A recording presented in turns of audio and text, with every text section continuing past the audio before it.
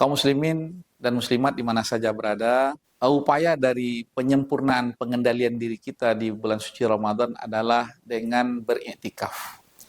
Jadi Rasulullah SAW berikan contoh yang nyata bagaimana kesempurnaan seorang mukmin ketika dia berpuasa dan di akhir Ramadan beriktikaf, menguatkan, mengikatkan dirinya dengan rumah Allah Subhanahu wa taala.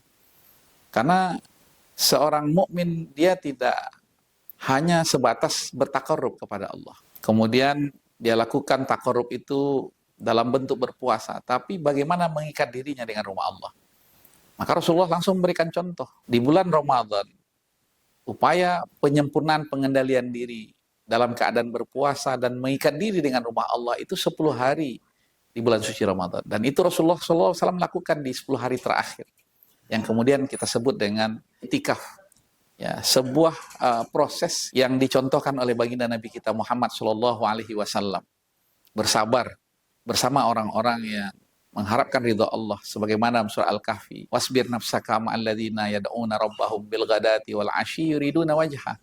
Bersabarlah engkau bersama orang-orang yang selalu mengharapkan ridha Allah Subhanahu wa taala. Wala ta'du 'ainaka anhum. Jangan sampai kemudian engkau melirik ke yang lain, berpaling dari orang-orang yang mengikat dirinya dengan rumah Allah Subhanahu wa taala. Turidu zinatal hayatid dunya, hanya karena berharap harta dunia atau kepentingan kemaslahatan duniawi. Wala tuti' man aghfalna qalbahu an dzikrina wattaba hawahu wa kana amruhum furuta. Apalagi kemudian kita mengikuti orang-orang yang memperturutkan hawa nafsunya.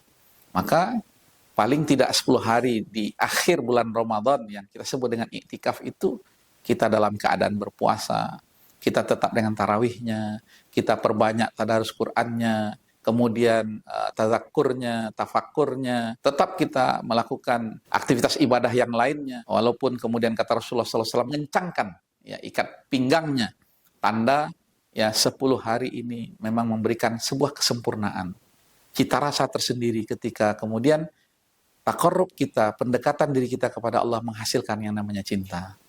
Kalau sudah takarrub menghasilkan yang namanya cinta, cinta hamba kepada Tuhannya, cinta Tuhan kepada hambanya, maka Allah katakan bahwasanya pendengaran kita, kemudian penglihatan kita, kemudian tangan kita, kaki kita, ya semuanya adalah dalam bimbingan Allah Subhanahu wa taala.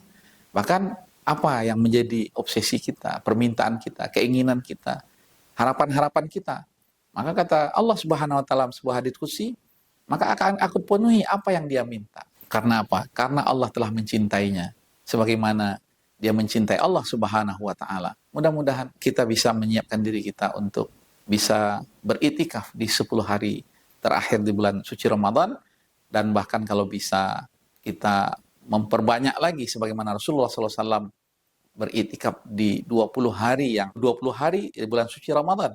Nah, mudah-mudahan kita juga bisa mengikuti jejak Rasulullah yang sudah maksum, sementara kita belum maksum.